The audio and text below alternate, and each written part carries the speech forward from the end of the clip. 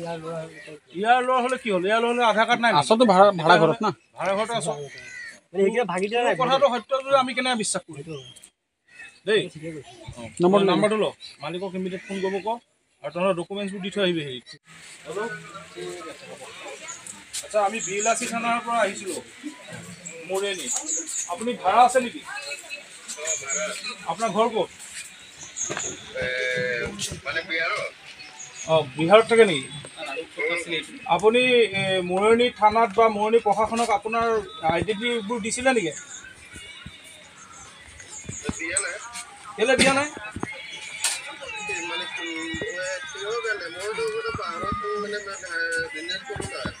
সেইটোৱে আমাৰতো সেইটোৱে সন্দেহ হৈছে, আপোনালোকে পাহাৰত বিজনেছ কৰে আৰু মৰিয়নিখনত এইবোৰ আহি পিনে থাকিছে। আপোনালোকে কোনো আইডেণ্টিটি প্ৰুফ আৰু কোনো আপোনালোকৰ বিষয়ে নাজানেই প্ৰশাসনে।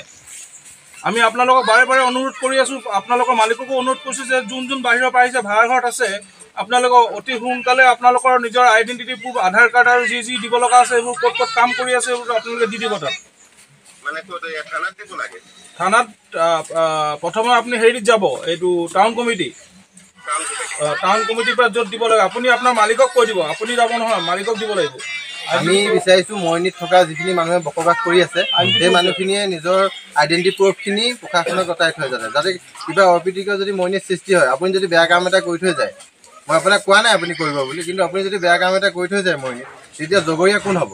মালিকেতো হাত সাৰি দিব, মালিকেতো ডকুমেণ্টছ নাই বুলি কৈ দিব। এনেকুৱা ঘটনা আগতে মৰিয়নিত হৈ আছে, ৰাতি চুৰ টুৰ কৰে, তাৰপিছত ভাড়া ঘৰ এৰি পলাই দিয়ে। বুজিলে নাই? মই আপোনাক কোৱা নাই, আপুনি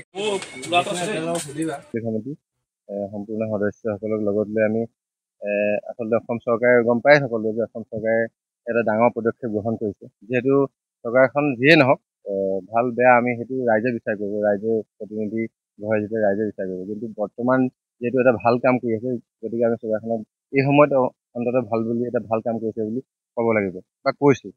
কথাটো হ'ল যে বাংলাদেশী উচ্ছেদ এই বিষয়টোক লৈ পেলাই গোটেই অসমখন এটা চৰ্চিত হৈ আছে। গতিকে আমিও বিচাৰিছোঁ বিলাসী অসমে যে ঠায়ে ঠায়ে এই যিসকল সন্দেহযুক্ত নাগৰিক আছে সেইসকলক মানে বিতাড়ন কৰক। তাকে আমি এটা পদক্ষেপ গ্ৰহণ কৰি আজি মৰিয়নি অঞ্চল বিভিন্ন অঞ্চলত আমি পৰিদৰ্শন কৰিছোঁ আৰু অনাগত দিনত আমাৰ জাতি আৰু অসমখন বাচিবৰ কাৰণে এনেকুৱা এটা ডাঙৰ পদক্ষেপ লোৱাটো এটা ডাঙৰ বিষয় বুলি মই ক'ব বিচাৰোঁ। আমি মৰিয়নি বিলাসী থানাৰ তৰফৰ ফালৰ পৰা আজি সজমিন তদন্ত আৰম্ভ কৰিছোঁ। আজি প্ৰথমবাৰ আমি এতিয়ালৈকে দুবাৰকৈ স্মাৰক দিছোঁ।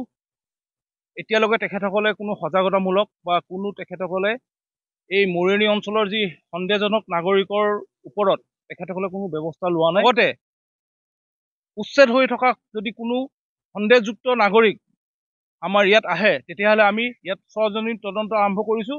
আমি তেখেতসকলক অনুৰোধ জনাইছোঁ আৰু সকীয়াই দিছোঁ যাতে আমাৰ মৰিয়নি অঞ্চলে তেখেতসকলে নাহে। আৰু ইয়াত ফৰেষ্টৰ মাটি, নৈৰ কাষলৈকে যদি মাটি বিক্ৰীয়ে কৰিব পাৰে, সেই মাটি দালালৰ পৰা কেলৈ তেখেতসকলে নধৰে? আমি ইয়াৰ পৰা অনুৰোধ জনাইছোঁ প্ৰশাসনক যে প্ৰশাসনে অতি সোনকালে এই মানুহখিনিৰ নথি পত্ৰ লৈ পিনে কোনে কেনেকৈ নদীৰ ফৰেষ্টৰ মাটি বিক্ৰী কৰিছে এই নথি পত্ৰখিনি যাতে লৈ পিনে ইয়াৰ বিহিত ব্যৱস্থা আৰম্ভ কৰে। যিসকল ড্ৰাগছ ব্যৱসায় কৰি আছে, আমাৰ ওচৰত অকণমান তথ্য আমি পাইছোঁ আৰু অকণমান তথ্য আমি গোটাই আছোঁ। সেই তথ্যখিনি পোৱাৰ লগে লগে সেই ড্ৰাগছ ব্যৱসায়ীকেইটাকো আমি উত্তম মাধ্যম দিম আৰু উত্তম মাধ্যম বিলাসীতৰ পৰা খোৱাৰ আগতে যাতে তেখেতসকলে মৰিয়নি অঞ্চলত আইদাৰ ব্যৱসায়টো বন্ধ কৰক, নহ'লে মৰিয়নি অঞ্চল ত্যাগ কৰক।